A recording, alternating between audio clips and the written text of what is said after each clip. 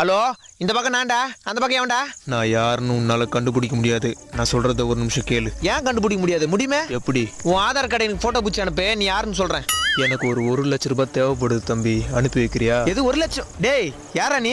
College போய்கிட்டு இருந்த உன் கேர்ள் ஃப்ரெண்டை நாங்க கடத்திட்டோம். பணத்தை கொடுத்துட்டு உன் வாளை கூட்டு போ. எது? என்ன ப்ரோ சொல்றீங்க? நம்பலன்னா உன் வாளுக்கு ஃபோன் போட்டு பாரு. ஹலோ பேபி, எங்க இருக்க? வீட்ல தாண்டா இருக்கேன். சரி. ஹலோ ஸ்ரேயா, எங்க இருக்க? கோயிலுக்கு வந்திருக்கேன்டா. சரி.